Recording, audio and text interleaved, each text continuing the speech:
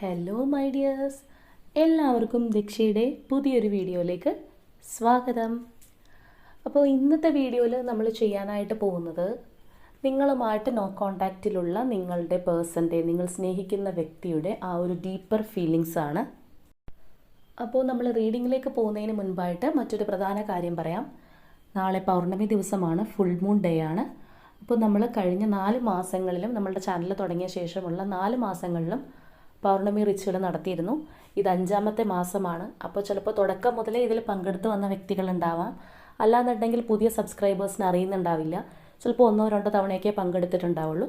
അപ്പോൾ തീർച്ചയായിട്ടും നിങ്ങൾക്കിതിൽ താല്പര്യമുണ്ടെന്നുണ്ടെങ്കിൽ നിങ്ങളുടെയും നിങ്ങൾ സ്നേഹിക്കുന്ന നിങ്ങളുടെ ആ ഒരു വ്യക്തിയുടെയും 2 പേരുടെയും പേരും നിങ്ങളുടെ നക്ഷത്രവും, നക്ഷത്രം അറിയാത്തവരാണെന്നുണ്ടെങ്കിൽ ജസ്റ്റ് ഡേറ്റ് ഓഫ് ബർത്തും കമൻസ് ആയിട്ട് ഇടുക. നാളത്തെ പൗർണമിയുടെ പ്രത്യേകത എന്ന് പറയുന്നത് മീനമാസത്തിലെ പൗർണമിയാണ്, തിങ്കളാഴ്ചയാണ് വരുന്നത്, ഉത്രം നക്ഷത്രത്തിലാണ്. അപ്പോൾ ഉത്രം നക്ഷത്രം നമുക്ക് എല്ലാവർക്കും അറിയാം, അയ്യപ്പസ്വാമിയുടെ നക്ഷത്രമാണ്. അപ്പോൾ വളരെയധികം പ്രാധാന്യമുള്ള ഒരു ദിവസം തന്നെയാണ് തീർച്ചയായിട്ടും നാളെ.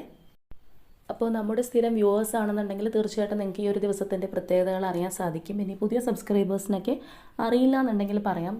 തീർച്ചയായിട്ടും ഈ ഒരു പൗർണമി ദിനങ്ങളിൽ നമ്മളുടെ ആ ഒരു പ്രാർത്ഥനയ്ക്ക് വളരെ ശക്തി കൂടുന്നൊരു ദിവസമാണ്. നല്ല രീതിയിൽ മാനിഫെസ്റ്റേറ്റ് ചെയ്ത് കഴിഞ്ഞാൽ കാര്യങ്ങൾ പെട്ടെന്ന് നടക്കുന്നൊരു ദിവസമാണ്. അതായത് ഓവറോൾ ഒരു പോസിറ്റീവ് വൈബുള്ള ഒരു ഡേ ആണ് എന്ന് വേണമെങ്കിൽ പറയാം. അപ്പോൾ അതുകൊണ്ട് തന്നെ തീർച്ചയായിട്ടും ഇങ്ങനെയുള്ള ദിവസത്ത് നമ്മൾ രാവിലെ തന്നെ എണീറ്റ് കുളിക്കാനും, അതുപോലെ തന്നെ മത്സ്യമാംസങ്ങൾ ഒഴിവാക്കി വെജിറ്റേറിയൻ ഫുഡ് കഴിക്കാനൊക്കെ ശ്രദ്ധിക്കുക. അതുപോലെ തന്നെ എന്താ പറയുക, പെട്ടെന്ന് ആളുകളോട് ദേഷ്യപ്പെടുന്ന, പെട്ടെന്ന് മുൻചുണ്ടിയുള്ളൊരു വ്യക്തിയൊക്കെ ആണെന്നുണ്ടെങ്കിൽ അതെല്ലാം ഒന്ന് മാറ്റിവെച്ച് കഴിവതും കാമായിട്ട് ശാന്തമായിട്ടിരിക്കാനും, അതുപോലെ നമ്മൾ ആഗ്രഹിക്കുന്ന ഒരു കാര്യം നമ്മളിലേക്ക് കിട്ടുന്നതിന് വേണ്ടിയിട്ട് നല്ല രീതിയിൽ മാനിഫെസ്റ്റേറ്റ് ചെയ്യാനൊക്കെ ശ്രമിക്കുക.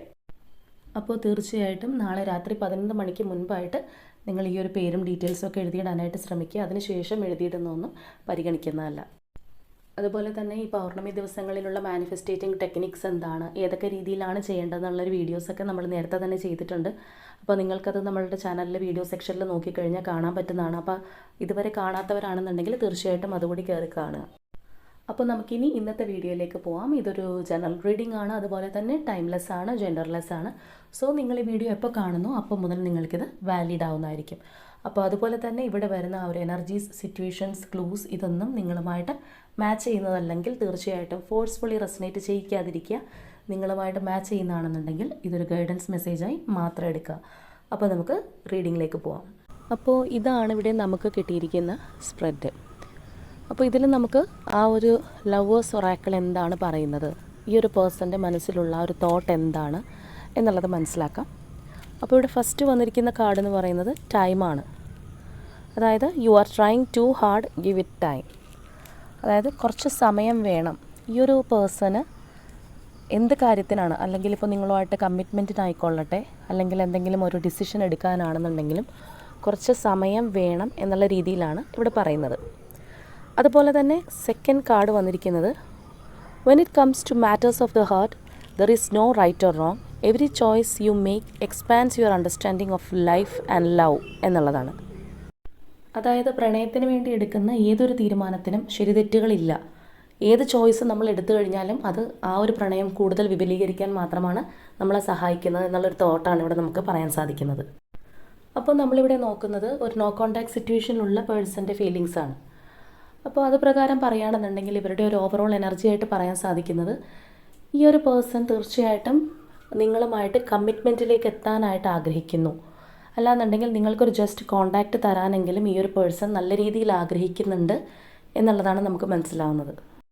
അപ്പോൾ ഇവിടെ വന്നിരിക്കുന്ന ആ ഒരു ഫസ്റ്റ് കാർഡ് എന്ന് പറയുന്നത് ഏസ് ഓഫ് കപ്സിൻ്റെ എനർജിയാണ്. സെക്കൻഡ് വന്നിരിക്കുന്നത് മജീഷ്യൻ കാർഡാണ്. അപ്പോൾ തീർച്ചയായിട്ടും ഈ ഒരു വ്യക്തിയുടെ മനസ്സിൽ വളരെ ആത്മാർത്ഥമായിട്ടുള്ള, അല്ലാന്നുണ്ടെങ്കിൽ അത്രത്തോളം ഓവർഫ്ലോ ചെയ്യുന്ന രീതിയിലുള്ള ഒരു സ്നേഹം നിങ്ങളോടുണ്ട്, ആ രീതിയിലുള്ള പ്രണയം നിങ്ങളോടുണ്ട് എന്നുള്ളത് തന്നെയാണ്. പലപ്പോഴും അവർ നിങ്ങളെ മിസ് ചെയ്യുന്നുണ്ട്, നിങ്ങളുടെ ആ ഒരു പ്രസൻസ് ഇല്ലായ്മ അവരെ വളരെയധികം ദുഃഖിപ്പിക്കുന്നുണ്ട്. തീർച്ചയായിട്ടും നിങ്ങളെ അവർക്ക് നല്ല രീതിയിൽ മിസ് ചെയ്യുന്നുണ്ട് എന്നുള്ളത് തന്നെ വേണമെങ്കിൽ പറയാം. അതുപോലെ തന്നെ ആ ഒരു മജീഷ്യൻ കാർഡാണ്. അപ്പോൾ അവർ പലപ്പോഴും നിങ്ങളെ മാനിഫെസ്റ്റ് ചെയ്യുന്നുണ്ട്. ചിലപ്പോൾ ഡ്രീംസിലൂടെ ആയിരിക്കാം, അല്ലാന്നുണ്ടെങ്കിൽ നമ്മൾ പകൽക്കിനാവ് കാണുക എന്നൊക്കെ പറയുന്ന ആ ഒരു രീതിയിലായിരിക്കും. എപ്പോഴും ഇവരുടെ ഒരു തോട്ടിൽ നിങ്ങളുണ്ട് എന്നുള്ളത് തന്നെയാണ്. അതുപോലെ തന്നെ നിങ്ങളുമായിട്ട് ഈ ഒരു നോ കോൺടാക്റ്റ് പീരീഡിലാണെങ്കിൽ പോലും നിങ്ങൾ എന്ത് ചെയ്യുന്നു, അല്ലാന്നുണ്ടെങ്കിൽ നിങ്ങളുടെ ഇപ്പോഴുള്ള കറക്റ്റ് സിറ്റുവേഷൻ എന്താണ് എന്നുള്ളതെല്ലാം ഈ ഒരു പേഴ്സൺ അന്വേഷിച്ചറിയാനായിട്ട് താല്പര്യപ്പെടുന്നുണ്ട്. അതായത് ഈ ഒരു വ്യക്തി നിങ്ങളെ സ്പൈ ചെയ്യുന്നുണ്ട് എന്നുള്ളതാണ്. ഒന്നില്ലെന്നുണ്ടെങ്കിൽ ത്രൂ സോഷ്യൽ മീഡിയ ആയിരിക്കാം, അല്ലെങ്കിൽ നിങ്ങളുടെ ഒരു ഫ്രണ്ട്സ് വഴിയായിരിക്കാം. അപ്പോൾ ഏത് രീതിയിലാണെന്നുണ്ടെങ്കിലും അവർക്ക് നിങ്ങളെക്കുറിച്ച് അറിയാൻ, അല്ലാന്നുണ്ടെങ്കിൽ നിങ്ങളിപ്പോൾ ഏതവസ്ഥയിലാണെന്ന് അറിയാനായിട്ട് അതിയായ താല്പര്യമുള്ള വ്യക്തികൾ തന്നെയാണ്. നിങ്ങളും ചിലപ്പോൾ ഈ ഒരു പേഴ്സൺ എന്ത് ചെയ്യുന്നു, അല്ലെങ്കിൽ അവരുടെ ഒരു സിറ്റുവേഷൻ എന്താണെന്നൊക്കെ അറിയാനായിട്ട് നിങ്ങളും ചിലപ്പോൾ ശ്രമിച്ചു കാണണം. അപ്പോൾ അതുപോലെ തന്നെ ഈ ഒരു വ്യക്തിയും അതിന് ശ്രമിക്കുന്നു എന്നുള്ളതാണ്. പക്ഷേ ഇവിടെ നമുക്ക് പറയാനായിട്ട് സാധിക്കുന്നത് ഇവരുടെ എല്ലാ പ്രവർത്തികളിലും ഒരു ഒളിയും മറയും ഉണ്ട് എന്നുള്ളത് പറയാം. അതായത് ഇവർ ഫുള്ളി ഓപ്പൺ അല്ല. ഈ ഒരു വ്യക്തി ഭയങ്കര, ഇപ്പോൾ നമ്മൾ ഇമോഷണൽ വൈസ് നോക്കുകയാണെന്നുണ്ട്, അല്ലെങ്കിൽ മറ്റു രീതിയിലാണെന്നുണ്ടെങ്കിലും ഇവരുടെ ഉള്ളിൽ ഭയങ്കര ഒരു മിസ്റ്ററീസ് ഉള്ള വ്യക്തിയായിരിക്കാം. അതായത് ഇവർ കാര്യങ്ങളൊന്നും നമുക്ക് പെട്ടെന്ന് കണ്ടാൽ മനസ്സിലാവാത്ത, അല്ലാന്നുണ്ടെങ്കിൽ ഇവരുടെ പ്ലാനിങ് ഒന്നും പെട്ടെന്ന് മനസ്സിലാവാത്ത തരത്തിലുള്ള വ്യക്തിയായിരിക്കാം. അതായത് നിങ്ങളുടെ കാര്യങ്ങളൊക്കെ ഈ ഒരു വ്യക്തി ശ്രദ്ധിക്കുന്നുണ്ട്, നിങ്ങൾ എന്ത് ചെയ്യുന്നു എന്നറിയാനായിട്ട് ആഗ്രഹിക്കുന്നുണ്ട്, നിങ്ങളിലേക്ക് ഒരു കമ്മിറ്റ്മെൻറ്റായിട്ട് വരാനായിട്ട് ആഗ്രഹിക്കുന്നുണ്ട്, മിസ് ചെയ്യുന്നുണ്ട്. ഇതൊക്കെ ഉണ്ടെന്നുണ്ടെങ്കിലും ഈ ഒരു വ്യക്തി മറ്റൊരു ഏരിയയും കൂടി വളരെ കാര്യമായിട്ട് ശ്രദ്ധിക്കുന്നു എന്നുള്ളതാണ് നമുക്കിവിടെ നിന്ന് പറയാൻ സാധിക്കുന്നത്. അതായത് ഇവരുടെ ഒരു തോട്ടിൽ നിങ്ങൾ മാത്രമല്ല ഉള്ളത്, മറ്റേതൊരു കാര്യവും കൂടിയുണ്ട്. അപ്പോൾ അതിനും ഒരു പ്രിഫറൻസ് ഇവർ കൊടുക്കുന്നുണ്ട് എന്നുള്ളത് തന്നെയാണ്. അതായത് ഇവിടെ വന്നിരിക്കുന്ന ആ ഒരു 2 ഓഫ് പെൻറ്റക്കിൾസിൻ്റെ എനർജി പറയുന്നത് തീർച്ചയായിട്ടും ഈ ഒരു സാഹചര്യത്തോടൊപ്പം അവർ നിങ്ങളെയും കൂടി ബാലൻസ് ചെയ്ത് കൊണ്ടുപോകാനാണ് ശ്രമിക്കുന്നത്. ഇപ്പം നിങ്ങളിലേക്ക് ഒരു കമ്മിറ്റ്മെൻറ്റായിട്ട് വന്നു കഴിഞ്ഞാൽ പോലും തീർച്ചയായിട്ടും ഈ ഒരു കാര്യം നിങ്ങളും ഞാൻ പറഞ്ഞ മറ്റൊരു സിറ്റുവേഷനും ഇവർക്ക് ബാലൻസ് ചെയ്ത് കൊണ്ടുപോകേണ്ടതായിട്ടുള്ള ഒരു സാഹചര്യം തീർച്ചയായിട്ടും വന്നു ചേരും എന്നുള്ളതാണ്. കാര്യം ഈ ഒരു സമയം ഈ വ്യക്തിക്ക് തീർച്ചയായിട്ടും വളരെയധികം പാഷനേറ്റ് ആയിട്ടുള്ള ഒരു തുടക്കം, അല്ലാന്നുണ്ടെങ്കിൽ പാഷനേറ്റ് ആയിട്ടുള്ള രീതിയിലുള്ള ഒരു തീക്ഷ്ണമായിട്ടുള്ള ഒരു ആവേശം നിങ്ങളോടുണ്ട്. അത് തന്നെ നമുക്കിവിടെ മനസ്സിലാക്കി തരുന്നുണ്ട്. ആ ഒരു കിങ് ഓഫ് വോൺസിൻ്റെ എനർജി, അതുപോലെ തന്നെ ഏസ് ഓഫ് വോൺസ്, ആ ഒരു പാഷനേറ്റ് ആയിട്ടുള്ള ന്യൂ ബിഗിനിങ് ആണ് ഇവർ ആഗ്രഹിക്കുന്നത്. പക്ഷേ എന്തെല്ലാം ഇവർ ആഗ്രഹിക്കുന്നു എന്ന് പറഞ്ഞു കഴിഞ്ഞാലും ഇതിൻ്റെ ഒരു മെയിൻ സിറ്റുവേഷൻ, അല്ലെങ്കിൽ ഈ ഒരു വ്യക്തി അനുഭവിക്കുന്ന മെയിൻ ഒരു ഡ്രോബാക്ക് എന്ന് പറയുന്നത് അവർക്ക് നിങ്ങളിലേക്ക് ഇനി തിരികെ വരണമെങ്കിലും വളരെ സൈലൻ്റ് ആയിട്ടേ വരാൻ സാധിക്കൂ എന്നുള്ളതാണ്. അതായത് ഈ ഒരു സ്പ്രെഡ് നോക്കിക്കഴിഞ്ഞാൽ തന്നെ നമുക്ക് ആ ശക്തമായിട്ടുള്ള തേർഡ് പാർട്ടി സിറ്റുവേഷൻ ഇവിടെ നിന്ന് മനസ്സിലാവുന്നുണ്ട്. അതുകൊണ്ട് തന്നെ ഇവർ നിങ്ങളിലേക്ക് വീണ്ടും വരാൻ ആഗ്രഹിക്കുമ്പോൾ ഈ ഒരു തേർഡ് പാർട്ടി ഇവർ ഭയപ്പെടുന്നുണ്ട് എന്നുള്ളത് തന്നെയാണ്. അപ്പോൾ ഇവിടുത്തെ ഒരു പ്രോബ്ലം എന്താണെന്ന് വെച്ച് കഴിഞ്ഞാൽ നിങ്ങൾക്ക് വീണ്ടും ഒരു കമ്മിറ്റ്മെൻ്റ് ആയിട്ടോ അല്ലാന്നുണ്ടെങ്കിൽ ഒരു കോണ്ടാക്റ്റ് ആയിട്ടോ ഇവർ വരുമ്പോൾ മറ്റാരും അറിയാതെ വളരെ രഹസ്യമായിട്ട് വരാനാണ് ഈ ഒരു പേഴ്സൺ ആഗ്രഹിക്കുന്നത്. അങ്ങനെ നോക്കുകയാണെന്നുണ്ടെങ്കിൽ നമുക്കൊരു കാര്യം പറയാൻ സാധിക്കും, ഈ ഒരു കാര്യം തന്നെയാണ് ഈ ഒരു പേഴ്സണെ വളരെയധികം കൺഫ്യൂസ് ചെയ്യിക്കുന്നത്. കാരണം ചിലപ്പോൾ ഈ ഒരു തേർഡ് പാർട്ടിയിൽ നിന്ന് വളരെ രഹസ്യമായിട്ട് നിങ്ങളെ കോൺടാക്റ്റ് ചെയ്യാൻ വരുമ്പോൾ, അല്ലാന്നുണ്ടെങ്കിൽ ആ ഒരു തേർഡ് പാർട്ടി നിലനിൽക്കെ തന്നെ നിങ്ങളിലേക്ക് വരുമ്പോൾ ചിലപ്പോൾ നിങ്ങളെ അക്സെപ്റ്റ് ചെയ്യില്ല. അല്ലാന്നുണ്ടെങ്കിൽ ഇങ്ങനെ രഹസ്യമായിട്ട് ഞാനൊന്നിനും ഇല്ല എന്ന് ചിലപ്പോൾ നിങ്ങൾ പറയുമായിരിക്കും. അപ്പോൾ നിങ്ങളുടെ ഒരു സിറ്റുവേഷൻ എന്താണെന്നുള്ളത് നിങ്ങൾക്ക് മാത്രമേ അറിയുള്ളൂ, നിങ്ങളുടെ ഒരു മെൻറ്റാലിറ്റി എന്താണെന്നുള്ളത്. അപ്പോൾ ഈ ഒരു കാര്യവും ഈ ഒരു പേഴ്സണെ വളരെയധികം കൺഫ്യൂസ്ഡ് ആക്കുന്നു എന്നുള്ളതാണ് നമുക്ക് മനസ്സിലാവുന്നത്. അതുകൊണ്ട് തന്നെ നോക്കുകയാണെന്നുണ്ടെങ്കിൽ തീർച്ചയായിട്ടും ഇവർ നിങ്ങൾക്ക് കോൺടാക്റ്റ് ആയിട്ട് വരുമ്പോൾ ഇവർക്ക് മുഴുവൻ സത്യസന്ധമായിട്ടുള്ള കാര്യങ്ങൾ നിങ്ങളോട് പറയാൻ സാധിക്കില്ല. കുറേയധികം കാര്യങ്ങൾ ഹൈഡ് ചെയ്ത് വെച്ച്, അല്ലാന്നുണ്ടെങ്കിൽ നിങ്ങൾക്ക് എന്തെങ്കിലും ചോദിക്കാനുണ്ട്, അല്ലാന്നുണ്ടെങ്കിൽ നിങ്ങൾക്ക് ഇതിനു മുൻപ് ശരിയായിട്ടുള്ളൊരു ഉത്തരം തരാതെയാണ് ഇവർ നിങ്ങളുടെ റിലേഷൻഷിപ്പിൽ നിന്ന് പോയിട്ടുള്ളതെങ്കിൽ നിങ്ങൾക്ക് ഒരുപാട് കാര്യങ്ങൾ തീർച്ചയായിട്ടും അറിയാനുണ്ടാവും. ക്ലാരിഫിക്കേഷൻസ് നിങ്ങൾ ചോദിക്കും. അതൊന്നും പറയാൻ പറ്റിയൊരു മാനസികാവസ്ഥയിലല്ല ഈ ഒരു പേഴ്സൺ തൽക്കാലം ഉള്ളത്. അപ്പോൾ അവർക്ക് കുറച്ച് മാനിപ്പുലേറ്റീവായിട്ട് നിങ്ങളോട് സംസാരിക്കേണ്ടി വരും, കുറേ കാര്യങ്ങൾ മറച്ചു വെച്ച് സംസാരിക്കേണ്ടി വരും. അപ്പോൾ നിങ്ങളുടെ അടുത്ത് വരാനുള്ള ശക്തമായിട്ടുള്ള ആഗ്രഹം ഉണ്ടെങ്കിൽ പോലും ഈ ഒരു പേഴ്സണെ പിടിച്ചു നിർത്തുന്നത് ഈ വക ചിന്തകളാണ്. ഇവിടെ നമുക്ക് ഈ ഒരു പേഴ്സൻ്റെ അവസ്ഥയെപ്പറ്റി പറയുകയാണെന്നുണ്ടെങ്കിൽ ശരിക്കും പറഞ്ഞു കഴിഞ്ഞാൽ ചെകുത്താനും കടലിനും നടുക്ക് പെട്ടതുപോലെ എന്ന് വേണമെങ്കിൽ പറയാം. അതായത് ഇവർക്ക് നിങ്ങളുടെ അടുത്തേക്ക് വരണമെന്നുണ്ട്, കമ്മിറ്റ്മെൻറ്റ് തരണമെന്നുണ്ട്, മിസ് ചെയ്യുന്നുണ്ട്, എല്ലാം ശരിയാണ്. പക്ഷെ വരാനായിട്ട് തോന്നുമ്പോൾ അവർക്ക് ഒളിച്ചും പാത്തേ വരാൻ പറ്റുള്ളൂ. ഇതൊരു സീക്രറ്റായിട്ട് വെക്കേണ്ടി വരും, അല്ലെങ്കിൽ ആരെയും അറിയിച്ചിട്ട് വന്നു കഴിഞ്ഞാൽ വീണ്ടും പ്രശ്നമാവും. പക്ഷേ അങ്ങനെ സീക്രറ്റായിട്ടാണ് വന്നതെന്ന് അറിഞ്ഞാൽ നിങ്ങൾ ചിലപ്പോൾ പ്രശ്നം ഉണ്ടാക്കും, അല്ലെങ്കിൽ നിങ്ങൾ പഴയ കാര്യങ്ങൾ ചോദിക്കുമ്പോൾ അതിനുള്ള എക്സ്പ്ലനേഷൻ തരാൻ പറ്റുന്നില്ല. അല്ലാന്നുണ്ടെങ്കിൽ ഇപ്പോഴും തേർഡ് പാർട്ടീനെ വിട്ടിട്ടില്ല, അവരുടെ കൂടെ തന്നെയാണെന്ന് അറിയുമ്പോൾ അതിനും ചിലപ്പോൾ നിങ്ങൾ പ്രശ്നങ്ങൾ ഉണ്ടാക്കും. അപ്പോൾ ഒന്നും ഈ ഒരു പേഴ്സൺ ആലോചിച്ചിട്ട് ഒരെത്തും പിടിയും കിട്ടുന്നില്ല എന്നുള്ളൊരു രീതിയിലാണ് പറയാൻ സാധിക്കുന്നത്. ഇവിടെ ആ ഒരു 6 ഓഫ് വാൺസിൻ്റെ താഴെയാണ് ആ ഒരു 7 ഓഫ് സോഡ്സ് എനർജി വന്നിരിക്കുന്നത്. അതായത് തീർച്ചയായിട്ടും നിങ്ങളുടെ റിലേഷൻഷിപ്പിൻ്റെ ഒരു വിക്ടറി ഇവർ ആഗ്രഹിക്കുന്നുണ്ട്, അല്ലെങ്കിൽ നല്ല രീതിയിൽ അത് പോകണം എന്ന് ആഗ്രഹിക്കുന്നുണ്ട്. പക്ഷേ എങ്ങനെ പോകണം എന്നാണ് ആഗ്രഹിക്കുന്നത്? രഹസ്യമായിട്ട് പോകണം എന്നാണ്. അല്ലാന്നുണ്ടെങ്കിൽ പബ്ലിക്കലി ആരോടും പറഞ്ഞിട്ടോ അല്ലെങ്കിൽ ധൈര്യമായിട്ട് മുന്നോട്ട് വന്ന് നിങ്ങൾക്കൊരു കമ്മിറ്റ്മെൻറ്റ് തരാനൊന്നും ഈ പേഴ്സണ് പറ്റില്ല. രഹസ്യമായിട്ടാണെന്നുണ്ടെങ്കിൽ സക്സസ് ആയിട്ട് ഇത് പോയാനേ എന്നൊക്കെ ഒരു ആഗ്രഹമാണ് ഈ ഒരു വ്യക്തിയുടെ മനസ്സിലുള്ളത്. അതുപോലെ നെക്സ്റ്റ് ആയിട്ട് വന്നിരിക്കുന്ന ആ ഒരു 9 ഓഫ് സോഡ്സിൻ്റെ എനർജിയാണ്. അപ്പോൾ നമുക്ക് ആ ഒരു പിക്ചർ കാണുമ്പോൾ തന്നെ അറിയാം, അല്ലെങ്കിൽ ഓൾമോസ്റ്റ് അറിയാം. എപ്പോഴും നിങ്ങൾ റീഡിങ് കാണുന്ന വ്യക്തിയാണെന്നുണ്ടെങ്കിൽ നിങ്ങൾക്ക് അറിയാൻ പറ്റും അത്രത്തോളം അവർ ഈ ഒരു ചിന്തകൾ അവരെ ഭരിക്കുന്നുണ്ട്, അല്ലെങ്കിൽ അവർക്ക് അത്രത്തോളം ഒരു ഫ്രസ്ട്രേഷൻ കൊടുക്കുന്നുണ്ട്. ഇങ്ങനെയുള്ള കാര്യങ്ങൾ ഓർക്കുമ്പോൾ അവർക്കൊരു സ്വസ്ഥത കിട്ടുന്നില്ല എന്നുള്ളതാണ്. അതായത് അത്രത്തോളം വരാൻ ആഗ്രഹമുണ്ട്, പക്ഷെ വരാൻ ആലോചിക്കുമ്പോൾ ഈ വക പല തടസ്സങ്ങൾ, പലവിധ ഭയങ്ങൾ, ഇങ്ങനെയുള്ള കാര്യങ്ങളാണ് ഇവർ ഭരിക്കുന്നത്. അപ്പോൾ അതുകൊണ്ട് തന്നെ എന്തൊരു ഡിസിഷൻ എടുക്കണം എന്നുള്ള ഒരു തീരുമാനം അവർ വല്ലാതെ കുഴയ്ക്കുന്നുണ്ട്. അവർക്കൊരു സമാധാനമില്ലാത്ത അവസ്ഥ. ഇതിനെന്താണ് ഞാൻ ചെയ്യേണ്ടത്, വാട്ട് ഈസ് നെക്സ്റ്റ് എന്ന് ഒരു എന്താ പറയുക, എന്ത് ചെയ്യണം എന്നുള്ളൊരു അറിവില്ലായ്മ ഈ ഒരു പേഴ്സണെ വല്ലാത്ത രീതിയിൽ ഹോണ്ട് ചെയ്യുന്നുണ്ട്. നെക്സ്റ്റ് ആയിട്ട് വന്നിരിക്കുന്ന അതുപോലെ തന്നെ ആ ഒരു 6 ഓഫ് സോഡ്സിൻ്റെ എനർജിയാണ്. അതായത് തീർച്ചയായിട്ടും ഈ ഒരു തേർഡ് പാർട്ടി സിറ്റുവേഷനിൽ നിന്ന് മൂവ് ചെയ്ത് പോകണമെന്ന് ഈ ഒരു വ്യക്തി ആഗ്രഹിക്കുന്നുണ്ട്. അവർക്ക് ആ ഒരു തേർഡ് പാർട്ടി സിറ്റുവേഷൻ നല്ല രീതിയിൽ മടുപ്പുളവാക്കുന്നുണ്ട്. അല്ലാന്നുണ്ടെങ്കിൽ ചിലപ്പോൾ അവർ ആഗ്രഹിച്ച പോലെയുള്ളൊരു ലൈഫായിരിക്കില്ല അവിടെ, ഭയങ്കരമായിട്ട് കൺട്രോളിലായിരിക്കും. കൺട്രോളിലാണെന്നുള്ളത് നമുക്ക് ഓൾറെഡി മനസ്സിലാവുന്നുണ്ട്. അതുകൊണ്ടാണല്ലോ ഇവർ ഇത്രത്തോളം ഭയപ്പെടുന്നത്. നിങ്ങളിലേക്ക് എത്താനുള്ള ഒരു ഭയം തന്നെ ഇവരെ തേർഡ് പാർട്ടിയെ പേടിച്ചിട്ടാണ്. അപ്പോൾ തീർച്ചയായിട്ടും അവർ കൺട്രോളിൽ തന്നെയാണ്. അപ്പോൾ അതുകൊണ്ട് തന്നെ അവർക്ക് ആ ഒരു തേർഡ് പാർട്ടി സിറ്റുവേഷൻ മടുത്തിരിക്കുന്നു. അവിടെ നിന്ന് അവർക്ക് മൂവ് ഓൺ ചെയ്ത് പോകണം എന്നുള്ളത് തന്നെയാണ് ആഗ്രഹം. അതുപോലെ നെക്സ്റ്റ് ആയിട്ട് വന്നിരിക്കുന്നത് ആ ഒരു മൂൺ കാർഡാണ്. അപ്പോൾ തീർച്ചയായിട്ടും ശക്തമായിട്ടുള്ളൊരു തേർഡ് പാർട്ടി സിറ്റുവേഷൻ തന്നെയാണ് നമുക്കിവിടെ കാണിച്ചു തരുന്നത്. ഈ ഒരു തേർഡ് പാർട്ടിയുടെ ഇടയിൽ നിന്ന് അവർ എത്രത്തോളം സഫർ ചെയ്യുന്നുണ്ട്, അവർക്ക് കാര്യങ്ങൾക്ക് പലതിനും ഒരു വ്യക്തതയില്ല. അതുപോലെ തന്നെ നല്ല രീതിയിലുള്ള ഭയം, ടെൻഷൻസ്, ആങ്സൈറ്റി എല്ലാം അവർക്കുണ്ട്. ഫ്യൂച്ചറിനെ കുറിച്ച് ആലോചിക്കുമ്പോൾ അവർ വല്ലാത്തൊരു രീതിയിൽ ഭയപ്പെടുന്നുണ്ട്. ഇതെന്തായി തീരും എന്നവർക്ക് അറിയില്ല. അപ്പോൾ ആ ഒരു രീതിയിൽ ആ ഒരു നെഗറ്റീവ് ഇമോഷൻസ് ഇവർക്ക് നല്ല രീതിയിൽ സ്വാധീനിക്കുന്നുണ്ട് എന്നുള്ളത് തന്നെയാണ് പറയാൻ സാധിക്കുന്നത്. അതായത് പലപ്പോഴും ഈ ഒരു നെഗറ്റീവ് ഇമോഷൻസിൽ ഈ ഒരു പേഴ്സൺ മുങ്ങിപ്പോകുന്നു എന്നുള്ളത് തന്നെ പറയാം.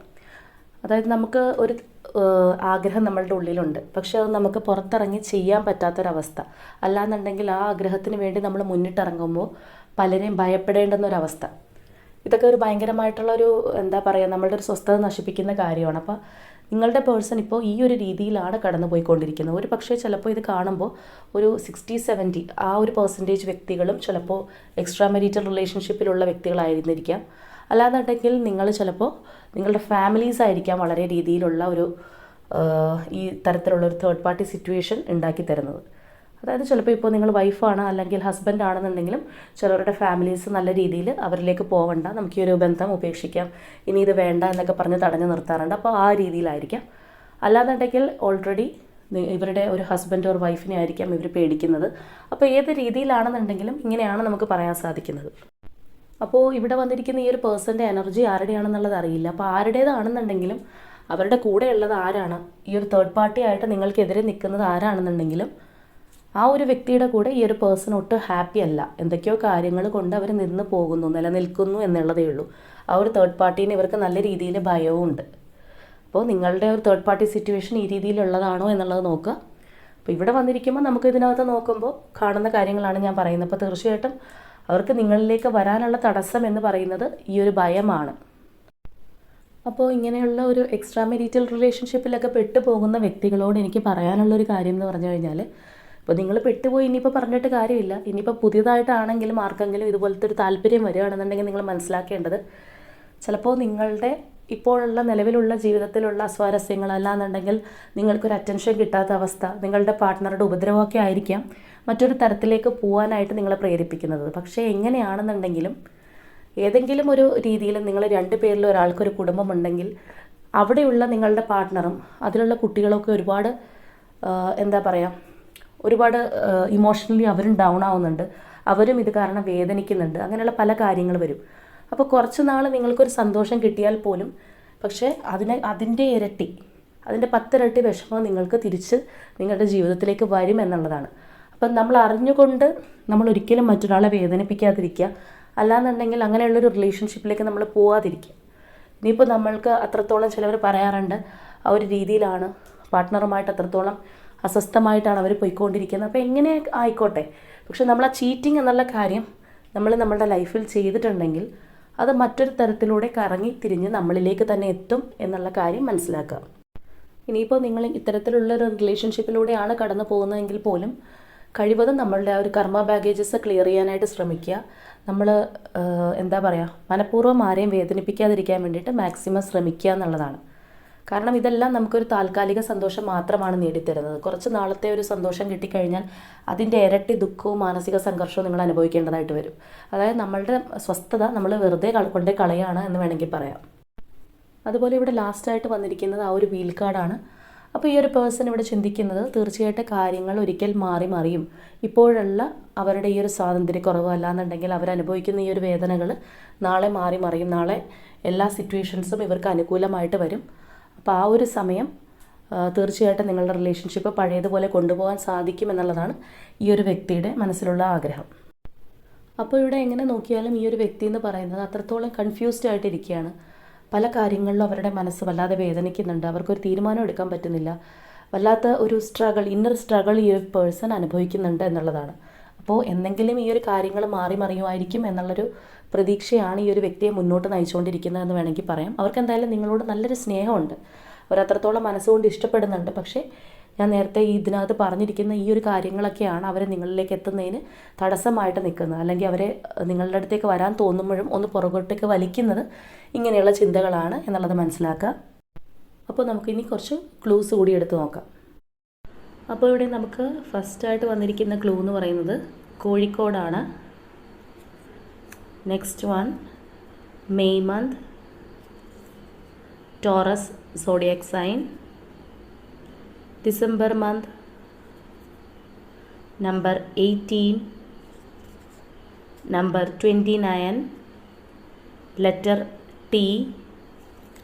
ടി ആണ്, T for tiger, number 12, letter D, number 11, Thrissur, letter E, letter Y, January month, number 22, July month, Alappuzha, number 13 ആണ്, letter H, number 10, letter J, letter Q, letter M, November month, Kasargod, Gemini,